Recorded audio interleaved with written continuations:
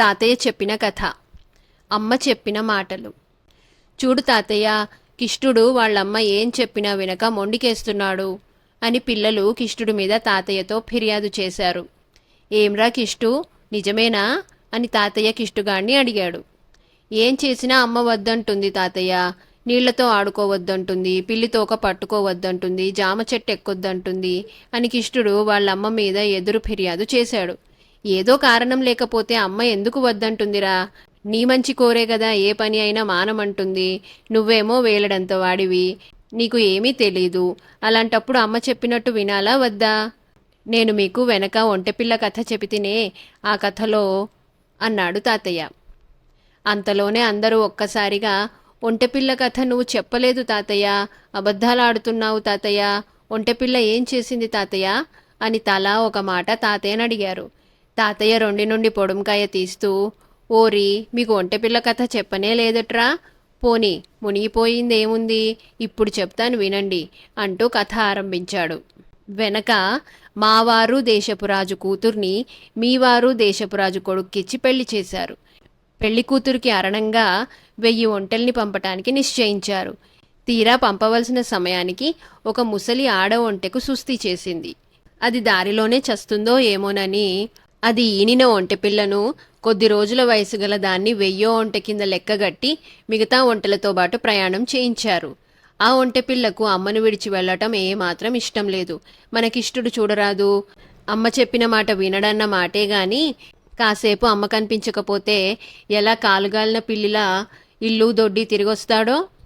అందుచేత ఆ ఒంటెపిల్ల ఏం చేసింది, కాపలా వాళ్లను తప్పించుకొని పారిపోయి తల్లి దగ్గరకు వచ్చి చేరింది. అప్పటికే తల్లి ఒంటె చావు బతుకుల్లో ఉన్నది. అది తన పిల్లతో అన్నది కదా, నాయనా, నేనింకా ఎంతోసేపు బతకను, నువ్వు వెళ్ళి మీ అన్నను కలుసుకొని ఎప్పుడూ అన్న వెంటనే ఉండు. మీ అన్నను కలుసుకునే లోపుగా దారిలో దిబ్బల మీద పడుకోకు, మనుషులు మజిలీ చేసి వెళ్లిన స్థలాల్లో పడుకోకు, మిగిలిన ఒంటెలను చేరుకున్నాక మంద మధ్యనే నడు, అంతేగాని ముందు వెనక పక్కలా నడవకు. మీ అన్నను అస్తమానం అంటిపెట్టుకునే ఉండు. నేను చెప్పినట్టు చేస్తివా నీకు క్షేమం కలుగుతుంది అని కొడుక్కు బుద్ధులు చెప్పి కన్ను మూసేసింది. ఒంటెపిల్ల తల్లి కోసం కాసేపు ఏడ్చి ఒంటెల గుంపుతో వెళుతున్న తన అన్నను చేరుకోవటానికి బయలుదేరింది. దారిలో చీకటి పడింది. ఒంటెపిల్ల ఆ రాత్రికి ఎక్కడ పడుకుందామా అని చూస్తే దగ్గరలోనే ఒక దిబ్బ కనిపించింది. అమ్మ దిబ్బల మీద పడుకోవద్దంది, పడుకుంటే ఏం జరుగుతుందో చూద్దాం అనుకొని ఆ దిబ్బ మీద పడుకుంది. ఒక రాత్రి వేళ ఈదురుగాలి సాగింది. ఒంటెపిల్లకు చచ్చే చలి పుట్టుకొచ్చింది. ఓహో, ఇందుకా అమ్మ దిబ్బల మీద పడుకోవద్దన్నది అనుకుంది ఒంటెపిల్ల. మర్నాడంతా అది నడిచి మళ్లీ రాత్రి అయ్యేసరికి ఒక ప్రదేశానికి వచ్చింది. అక్కడ మనుషులు మజిలీ చేసిన చోటు కనబడింది. ఇలాంటి చోట కూడా అమ్మ నన్ను పడుకోవద్దన్నది, పడుకుంటే ఏం జరుగుతుందో చూద్దాం అనుకొని ఒంటెపిల్ల అక్కడే పడుకున్నది. మనుషులు పారేసిపోయిన ఆహారం కోసం ఒక రాత్రి వేళ ఏవేవో క్రూర మృగాలు వచ్చాయి. నక్కల కూతలు, తోడేళ్ల అరుపులు విని ఒంటెపిల్ల హడలిపోయి పడుకున్న చోటి నుండి పారిపోవలసి వచ్చింది. ఓహో, ఇందుకా అమ్మ నన్ను మనుషులు మజిలీ చేసిన స్థలాల్లో పడుకోవద్దన్నది అనుకున్నది ఒంటెపిల్ల. మర్నాడు ఒంటెపిల్ల ఒంటెల మందను చేరుకున్నది. కాని దాన్ని అన్న వెంటనే ఉండమని, మంద మధ్యనే నడవమని అమ్మ చెప్పింది. దానికి మరి తల్లి మాటల మీద ఇంకా పూర్తిగా గురి కుదరలేదుగా.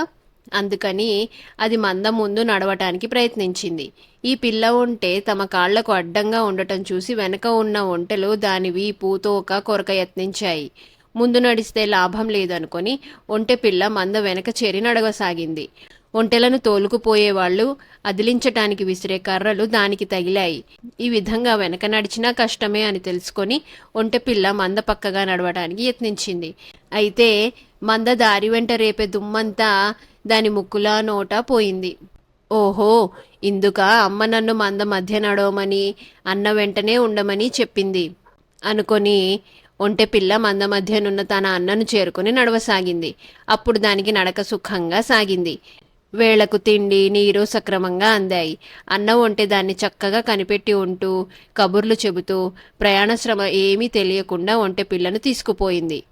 తాతయ్య ఈ కథ చెప్పి, అందుచేత ఒంటెపిల్ల లాంటి కొంటెపిల్లాడా, నువ్వు కూడా మీ అమ్మ చెప్పిన మాట వింటే సుఖపడిపోతావు అన్నాడు.